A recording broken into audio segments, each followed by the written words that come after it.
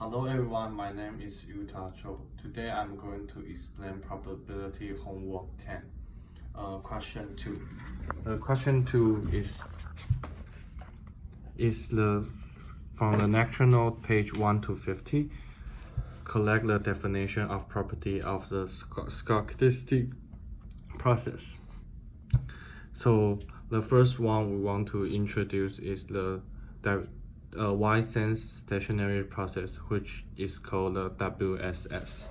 So when a stochastic process is called WSS, if its mean is a constant and autocorrelation is a function of time difference.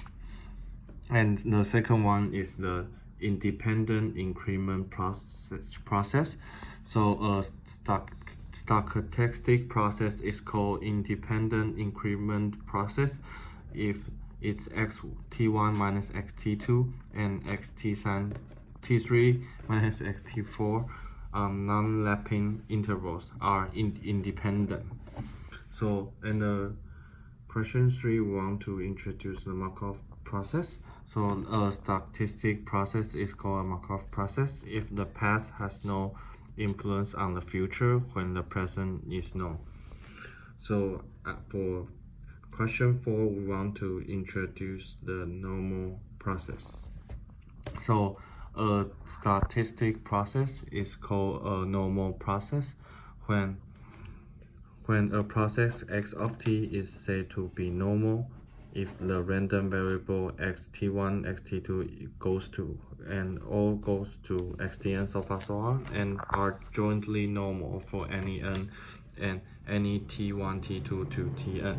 So this is a PDF of x1, x2 random variable and t1, t2, tn variable, which is equals to this long definition, which is 2 times the power of 2 pi times the power of n over 2, and here is the square of dx and times the exponential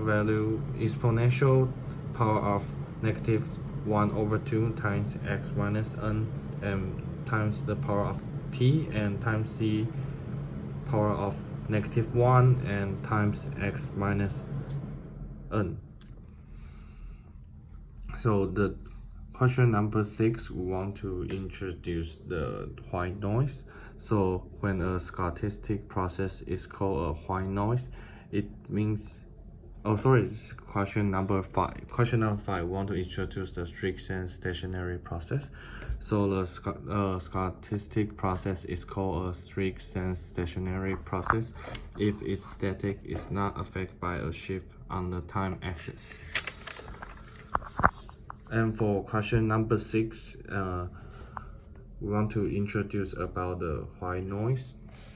So when a stochastic process is called a white noise, it means that if its expert value of v of t is equals to 0 and the autocorrelation of v t1 t2 which will equals to q of t1 times the impulse function of t1 minus t2.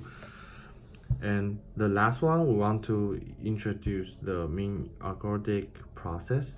And when a stochastic process is called a mean algorithmic process, it means that if its limit when t goes to infinity, when 1 over 2t integrate -t to t x of t dt, which will equals to expected value of x of t in mean square sense.